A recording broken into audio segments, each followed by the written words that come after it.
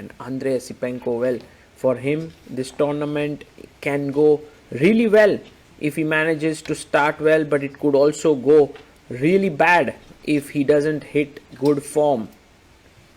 Players are ready. You can always see Hikaru places his pawns really not in the center of the square. He places it right near his other pieces. Okay, anyway, the players are ready. Let's begin.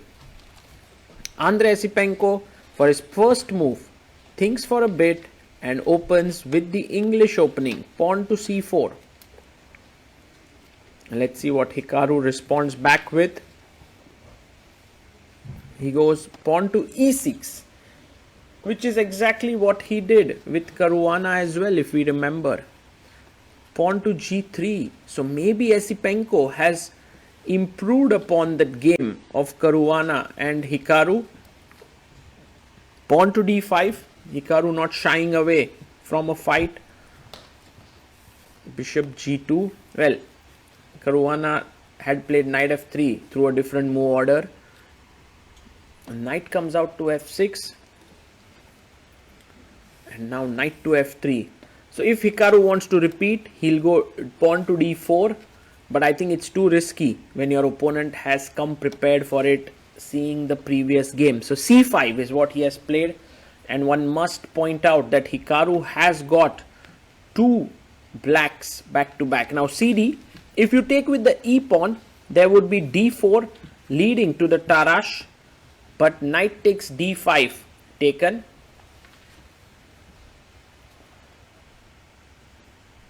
And now white castles here.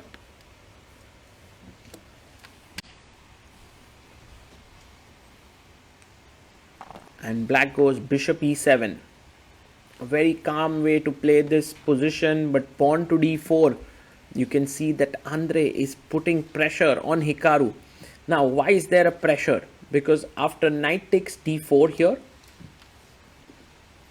which is very likely to happen, the bishop on c8 is a bit messed up, cannot develop easily, and so Hikaru simply castles here with black. And now Andrey has to figure out what to do with this small edge. He has this incredible Catalan bishop, queen b3. You can see the queen puts pressure here and the Catalan bishop is looking at this amazing diagonal.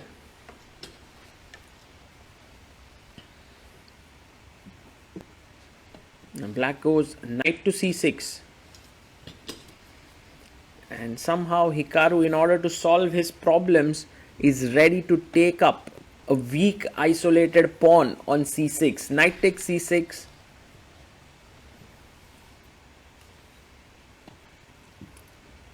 B takes c6. And this pawn is definitely a small weakness here. He goes pawn to e4, attacking the queen. Now Hikaru comes back to f6. Usually I've heard this, Anish speaking about this, the margin in a game is what he likes to say, that generally there is a margin of draw, and unless you do something really bad, that margin is not crossed easily. So here Hikaru must be thinking that in spite of his position looking quite okay, he should not have crossed the margin.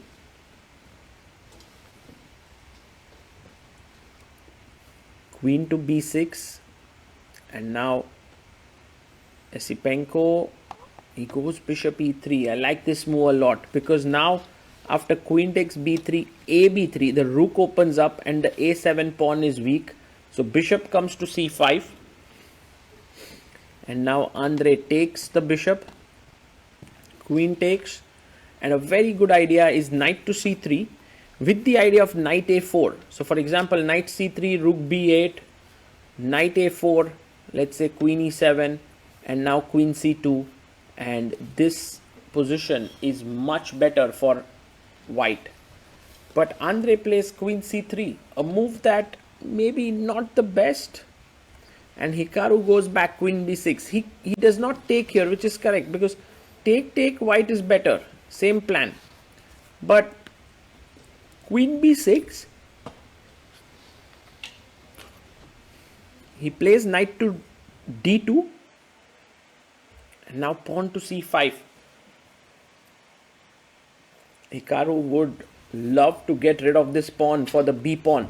It's not so easy, and Andrey plays this very nice move, b3. Look at him calmly pushing his pawn. He now controls the c4 square. He's going to put the knight in there. Rook a d8. And Hikaru is considered by many as one of the best defenders in the world. Maybe today is the day when he will have to show that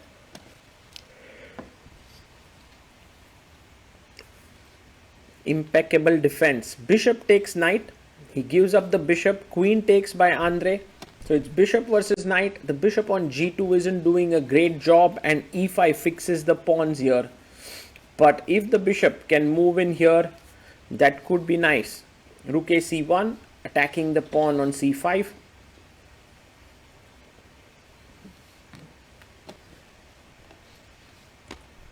Rook takes d1. Rook takes d1, and pawn to a5 played.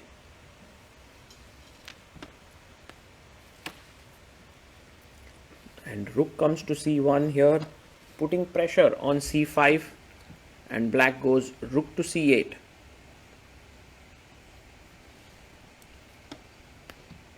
We have queen to c3 played, trying to look at these two pawns. Queen goes back to c7, and now pawn to h4. Andrey maybe wants to pop out his bishop here. h6 played by Hikaru, taking away the back rack issues, and rook to c2. Black goes pawn to g6 here. Now queen e3 brings his queen into the position, and queen comes back to d8.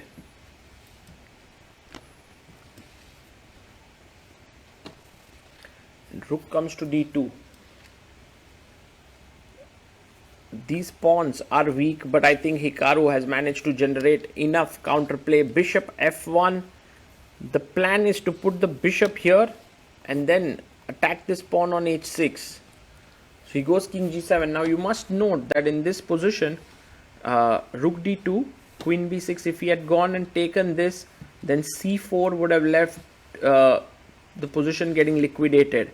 a4, rook c6 played, and now just rook to c2.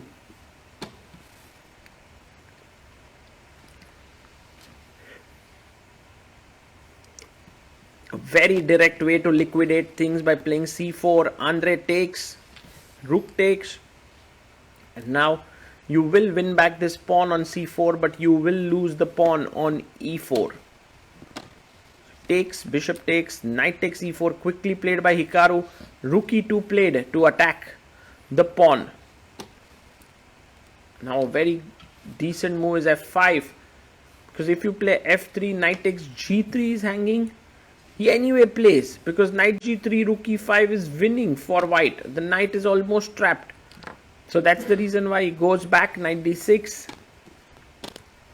And now rook takes pawn.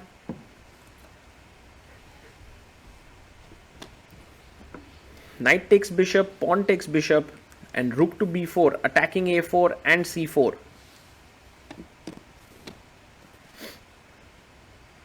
Rook takes pawn.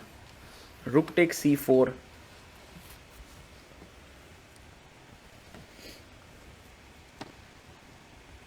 And a check is given, king f6. This position could become very dangerous for Hikaru, especially now with 40 moves being reached and Esipenko having 31 minutes. But also, if he deals with this well, he'll get his half point.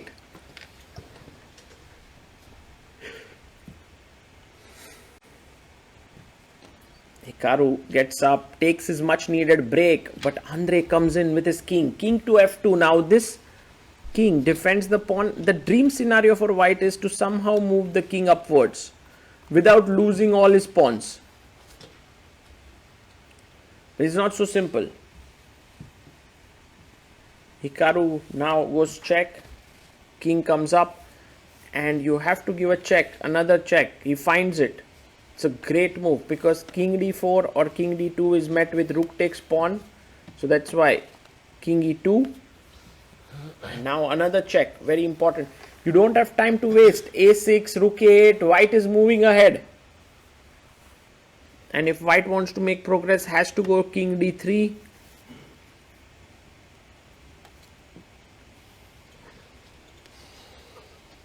And now rook g2 is the best move here. Can Hikaru find it? If he cannot find this move, he's lost. It's the only move in the position. He finds it. Let's go. Beautiful move. And this move actually keeps the things in balance. Not at all easy. Rook a6 check.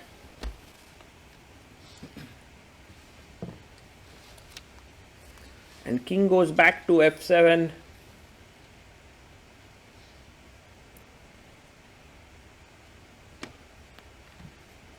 He moves up with his king. King to d4. Before things get out of hand, Hikaru must chop off a few pawns. He takes the first one. Rook takes g3. Andrey goes even further. King e5. And it's time for Hikaru to take another pawn. Rook takes f3. So black is now a pawn up. But white has managed to activate the king. Rook check. King goes to e8.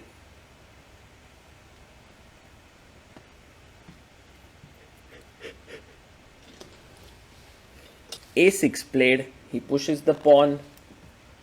And now rook goes behind the pawn. Rook a3.